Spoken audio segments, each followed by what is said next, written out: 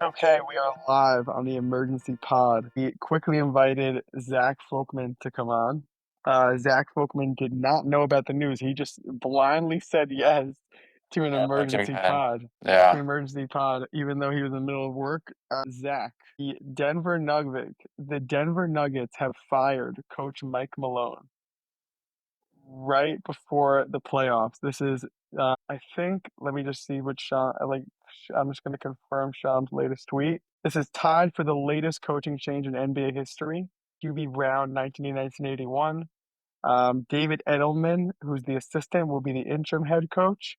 And they also fired Calvin Booth, their GM. And Mike Malone is the winningest coach in franchise history since being hired in 2015. So it's been 10 years. He led the Nuggets to the 2023 NBA championship. They have been a great team. They've been a little bit rusty the last couple of weeks. Zach, your initial thoughts? Oh, man. Well, a rather unpopular thought on my end, which Shlomo, you already know. I think coaches in the NBA are a waste of time. I really do. I think that other than knowing when to call a timeout when another team is on a hot streak and the final 2 minutes of a close game, there's no the coaches don't do, especially in the NBA. College is something different. Every other sport's different. In the NBA, they don't do anything. Especially and even more so when you have a guy like Jokic or LeBron who basically is the coach on the floor. You know, when Jokic is standing on the floor, it's not Mike Malone telling him what to do with the ball, right? This is my opinion. Okay, I could be very off base, but in my opinion, any struggles with the Denver Nuggets aren't because of Mike Malone, and their success isn't due to Mike Malone. Like them winning a championship wasn't because Mike Malone did a great job.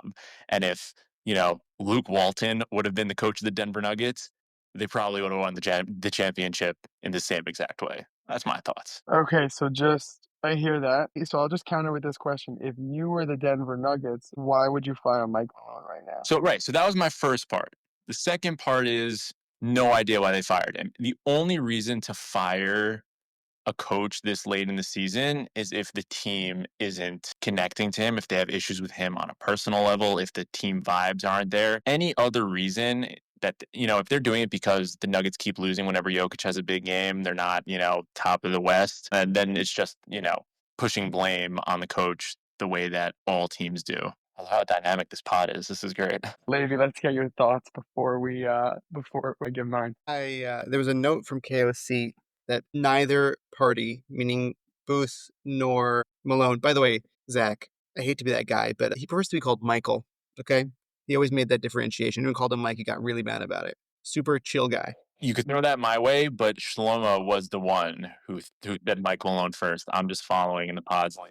It's fine. I corrected him in the group chat also. It's okay. It's fine. We're fine. Listen, he's fired now. He can't hurt you. But he did mention, KOC did mention that they really never saw eye to eye, and they would constantly be, not just bickering, but also talking behind each other's backs to different members of the staff. It doesn't make any sense. If you can't stand people for another however long they have in the playoffs, like think about the money at the end of the day, like how much you stand to gain from this. Like it's a weird move overall. I feel like as time goes on, we're going to see other things come out about it, but it's very bizarre. Yeah, so I'm gonna make my prediction now. I made this in the group chat, but I'll make it live on the pod. I think what we have on our hands is an Ime Udoka situation. I think there must be some sort of scandal, some sort of something, because it's just too weird to fire a winning like, let's say you don't like the coach, fire him after a first round loss to the Lakers. Fire him after a second round loss to OKC. Like, what are you doing firing him with 4 games left to the playoffs? Like, what is the advantage of that? Unless there's some sort of scandal. That's the one thing that confuses me. I'm not shocked that he's not the right coach for the team. I am shocked to fire a coach with this crazy West playoff race, playoffs in literally 4 games, when the Nuggets could be a 3 seed or an 8 seed. This timing seems very, very off to me. So I'm predicting a scandal. I think that coaches are the first to go. Like this is the way it works. Whenever a team that has seen success starts to not play to their potential, they always say, "Let's get rid of the coach first. Maybe it's the coach. We're not going to blow up our team yet. Blame the coach. He's the reason we're not winning." They did it with the Kings. I mean, I don't have a list in front of me, but like the Kings are the most recent. They did it with Mike Brown. Yes, they're playing better. but they also Mhm. fired Mike Brown because the new built Kings couldn't figure out in their first 20 games, even though every single team in history that was, in their first year of playing together needed some time. I mean, the 2012, 2011 Heat started like 9-9, if I remember correctly. Okay. If this was 2025, Spoelstra would have been fired. They would have said, you can't do it. We're firing you. Okay. And then they ended up making it to the finals 3, 4 years in a row. Okay. So it's something that is just very normalized. It's fire the coach first. But when you think about it, the Nuggets won in 2023. Okay, when they won in 2023 and everyone looked at them and they're like, this is the best team in the world, every team was like, okay, we need to figure out how to beat the Nuggets, right? That's what you do when a team wins. You say, why isn't our team good enough to beat the Nuggets? So all these teams started getting pieces, changing their styles, switching coaches, whatever, to try and beat the Nuggets. Okay. The Nuggets did nothing. They're just like, let's keep our team. The only pieces that they've added are washed stars, right? They added DeAndre Jordan. They added Russell Westbrook. They lost Bruce Brown, who was a huge part of their championship. So if anything, they only got worse. And now the blame is on the coach somehow that he's doing a worse job, even though he won them a championship 2 years ago. Like it doesn't make sense to me. It doesn't add up. To be honest with you, to Shlomo's point, it doesn't seem to me like it's really very honestly basketball related. Although I will say, looking at the past 3 games that they've lost, Jokic has put up literally the most insane stat lines that guys kind of have to just contribute very minimally across the board to have that outcome change, and it just hasn't happened. Correct. Correct. Like it's this whole Nuggets team is doing nothing to help out one of the greatest offensive seasons in NBA history. Okay. He's losing literally every game that he has unreal stat lines. And Nuggets are saying that it's Mike Malone's fault. Michael Malone. I'm sorry, Michael Malone's fault. Could there be a scandal? Definitely. Okay. But the reason why I believe less that it is a scandal is because how many times have we seen a coach be blamed for just a bad team? Steve Kerr is considered one of the greatest coaches in history. But if Steve Kerr would have been hired by the Phoenix Suns, I mean, I think he was hired. I think he was a coach for the Suns. I might be wrong. But if Steve Kerr would have been hired to coach the Phoenix Suns in 2016, 2017, he might have never coached again.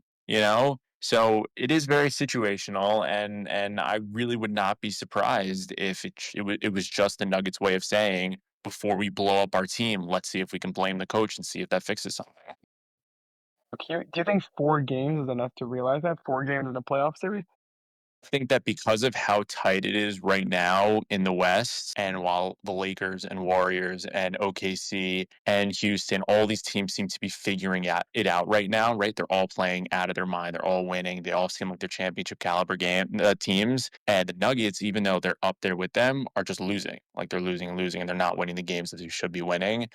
And if I'm an owner, like, we all try to say, like, if we were owners, we would handle it differently. But it seems like every owner, ends up in the same mindset, which is, you know, we're not playing the way we should. Let's blame the coach because the trade deadline's over, right? They can't get rid of their players. They can't trade their players. They can't really make any big changes to their roster. But what they can do is switch up the coach and hope that that will somehow, boost the morale in the locker room to be able to push them into a good position in the playoffs that they can make a run. But I feel like even watching them this season, right? Like realistically speaking, even a Nuggets who haven't fully figured it out gives all those other team a run for their money, including the Thunder. And the Thunder are, I think the favorites, obviously, but okay, on the off chance that you figure it out over the next couple of games, you still have time before the playoffs even. Like I don't think they're bringing in Rick Adelman's son. Absolutely agree with you, but I don't. Again, that's what I'm saying. Like we're not inside the heads of the Denver Nuggets ownership, right? So we obviously don't know why they're doing what they're doing. But just thinking back in history, like you see these ownerships kind of freak out because they feel like their dynasty is starting to fade. Because when the Nuggets won in 2023, I mean, we all sat with ourselves and we're like, Jokic is the greatest player on the planet. Like how is he going to lose in his prime, right? But then 2 years later, they still, you know, are just not getting back on the top, right? And they're starting to fall behind. And so, this specific point, it's a weird time to do it. I 100% agree. But I just think that it's them saying, before we blow it up and before we get rid of Jamal Murray and before we trade Michael Porter Jr., let's get rid of Mike Malone, see if that does something. But it's also just There bizarre are in some. regards to like if it's, for example, the Clippers, okay, with everybody on that team complaining about how they're being played by the coach who's in place, who's, supposed to be the key person. You're talking about literally one of the best players of all time has such an excellent relationship with the head coach. And on top of that, he like optimizes the way that he plays basketball to the point that you've seen it before that they can win the championship, literally clicking on all cylinders. I can't help myself from thinking that in Jokic being as close as he was with Michael Malone, all these players who have good things to say about him, there obviously are players that don't like him so much. This isn't going to motivate them to be better this season. Disagree. That there, I definitely don't disagree. I don't think that any part of this is smart. I'm just trying to understand why they're doing it. I don't think any change that you make outside of the roster itself is going to help this team win. Because Jokic can't care any less, right? Like, and he's not going to care anymore. He's at his level of caring right now, which is minimum. He is the best player in the league by far. Okay. So if that's where he's at right now, changing the coach isn't going to make Jokic say, you know what, now I have to play even harder than it's not going to happen. Because can I push back on your anti-coaching? Do you To bring it think full like circle, just yeah? Do you think like it wasn't a huge difference when like to when like the Pistons fired Monty Williams and now they're just like firing on all cylinders, or that the Warriors fired Mark Jackson and then essentially with the same team became the Warriors. Like, do you really think that that's just like it would have happened either way with any coach? I really do. I really do. I think there's Interesting. a certain level of coaching that they allow players to do certain things that can definitely help them reach their potential. I'm not saying it's nothing, and I've definitely seen certain players thrive with certain coaches like that I can understand. But I'm really speaking mostly like the Pistons are a good example of a team that needs a good coach, right? Because all young players who are looking for some sort of leadership because they're still trying to figure out the NBA, right? So whoever the coach of the Pistons is right now, he's helping this team of young players who also all these young guys were the best players in college and high school, right? I think Cade before his 28 game losing streak probably hadn't lost a game in his entire like before high school life. And so going from that to being on a losing team, it just like it messes with your psyche. So there, I think it's good to have a coach, not to help you with the basketball side of it. I don't think there's a coach that's helping them with the basketball side of thing. I think it's a coach helping them understand how to, handle being in this big league. Like that's what I think that they can be helpful for. JJ Redick being a coach of the Lakers and everyone's like saying how great he's been. So you're saying like JJ Redick, Darvin Ham, Frank Vogel, all interchangeable. Frank Vogel won a championship with him. And JJ Redick is, I'm assuming everyone feels this way. Everyone thinks he's way better of a coach because he's such a basketball phenom and he knows all these things. But Frank Vogel won him a championship. But it's not Frank Vogel who won them a championship. It's LeBron James and Anthony Davis who won them a championship with a great roster around them. It was great pieces that fit LeBron James. So I think that general managers and ownership are a lot more important than coaches are. Is Greg Popovich the exception? See, the thing about Greg Popovich that bothers me is Greg Popovich was never tested unless he was. Like, where was his first coaching job? Was he ever a head coach for a different team other than the Spurs? He became an assistant. He like was coaching for like the Army or the Navy, one of Right, so I'm those. saying Greg Popovich becomes a coach, okay, immediately gets one of the best players of all time to pair with one of the other best players of all time, and then gets a list of unbelievably unselfish and coachable players, which is also a big thing. Guys that are there to do Well, I whatever. think he picked them. He picked those guys. I mean, that was part of it. that's where the argument like splits, right? Like I do think we actually had a conversation about this before. But for example, I think that Tony Parker, like, really, really great player in history, is he as effective as a player after to a different team? Actually debatable. I think if he's on a team where he's the best player on the team, he could be considered one of the top 5 best point guards of all time. I definitely could see his career going that way. But I can also see it being that he just ends up being like trying to think of a good example, like a Stephon Marbury, like someone who's a great, talented basketball player, but you don't really remember what he did because of the team he had. Okay. Tony Parker's career was spent with Tim Duncan and Manu Ginobili. Like Tim Duncan, can range anywhere from 4th best player of all time to 10th best player of all time. Okay. That's like to think about how good of a player he like it's so underrated. It's so crazy that people don't talk about it enough.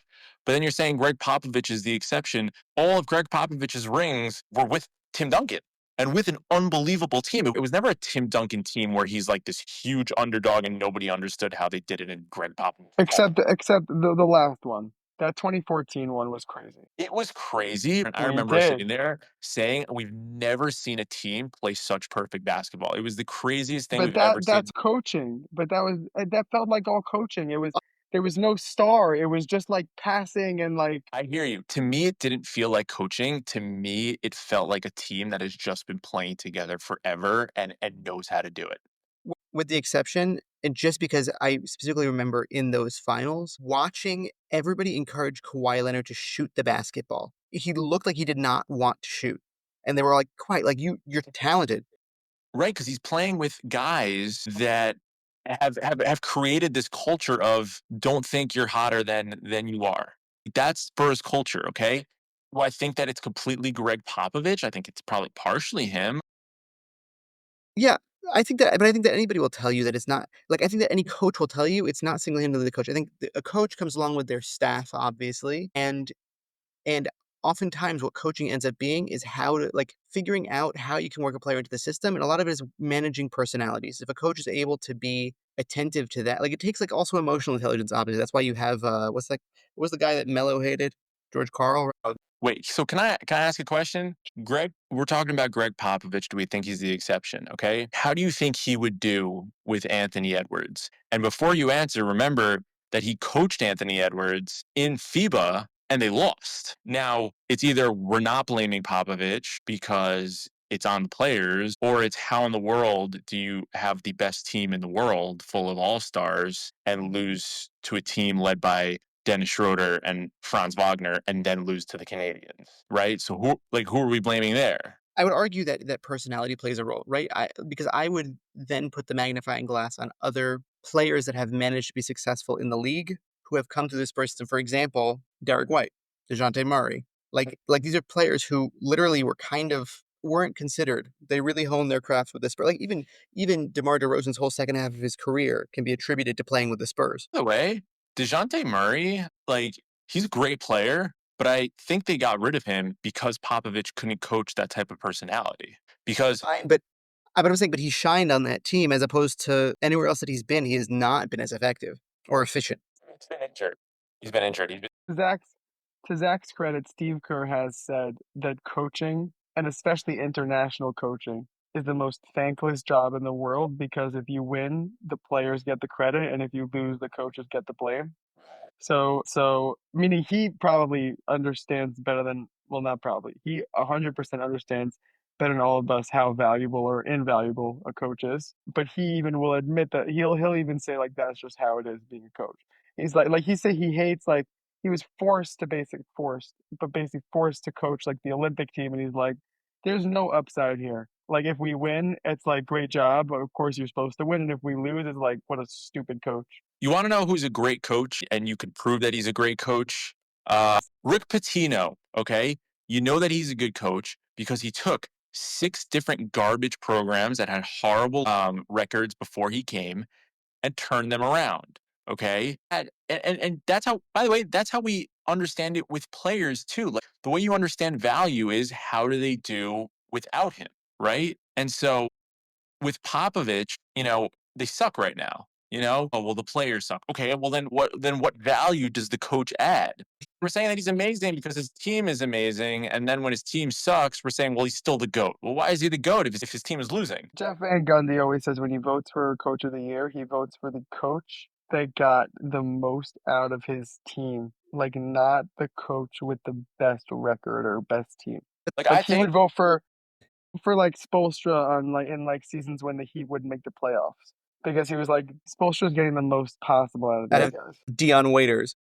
no. By the way, this is the conversation we're having is very similar to the MVP debate, which is the MVP just the best, the guy who's putting up the best stats or the best player, or is the MVP the guy that without him there, his team would suck the most?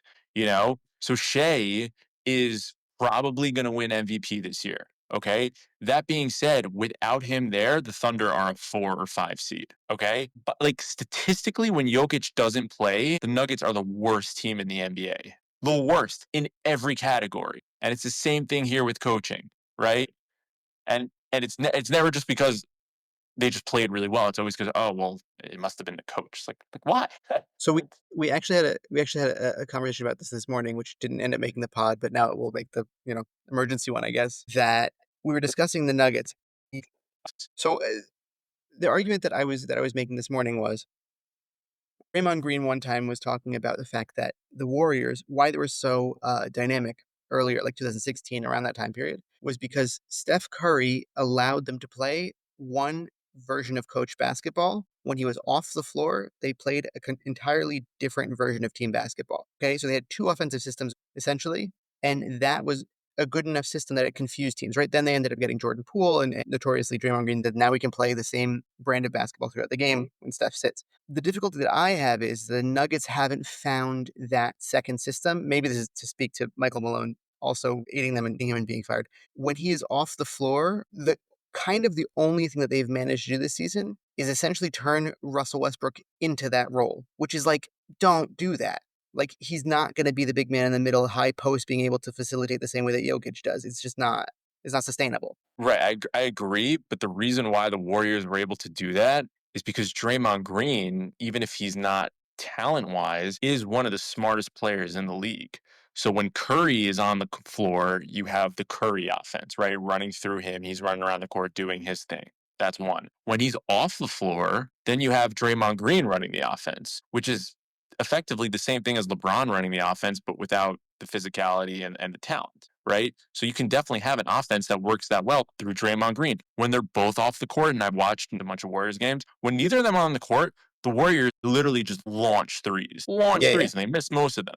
Okay. So, in other words, because we're going back to coaching. So, in other words, Steph Curry is one of the best players in the world. So when he's on the floor and he does his thing, they do great. When he's off the floor, but Draymond's on there, he's one of the smartest players in the game. But when neither of them are on the court, so you're saying this is the one time where coaching would probably be the most important because you need the coach to help these other guys figure out what to do. They're garbage. Okay. And it's not garbage as in they're missing shots. All right. There's nothing you can do about missing shots.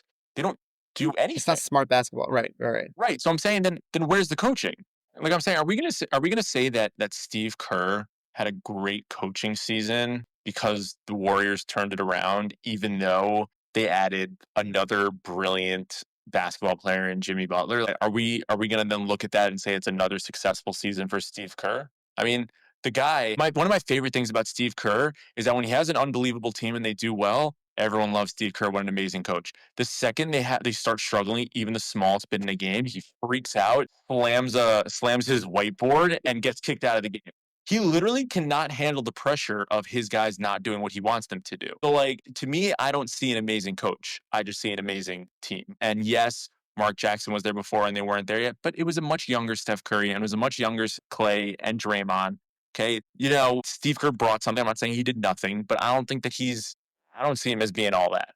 And I don't think that if you would replace him, that they wouldn't be pretty much in the same place. Okay, guys, we just passed the 30-minute mark. I don't want this to be too long, so I will finish with one joke and then a last gimmick. I'm just seeing all over the internet now. I'm trying to see if I missed anything, whatever. Everyone is just tweeting Westbrook's like sequence of missing the layup and then fouling the guy and saying Westbrook literally got Mike Malone fired, which is hilarious. Accurate. It's very accurate. And now, just before we finish, just let's bottom line this. Give a thumbs up or thumbs down for the firing before we finish. Zach, nobody can hear you. It's a podcast. It's not a video. Everyone could So hear me. No one could see me. yeah, Thumbs that's what I down. meant. Thumbs Yeah, I'm gonna down go for Zach. thumbs You think it down. was a bad move? I don't necessarily think it was a bad move because I don't know why they did it, and I don't think that he really helped much because they're not playing well. But it definitely wasn't a good move. It's not going to help it. Agree. I'm going to say thumbs down mainly for the timing. This Living. is a fun bit. I didn't know that we are doing thumbs up, thumbs down, but this is it's a big two thumbs pointing downward. Okay. I like the intensity there. Okay. That was the NBA Daily Recap in 35 minutes or less.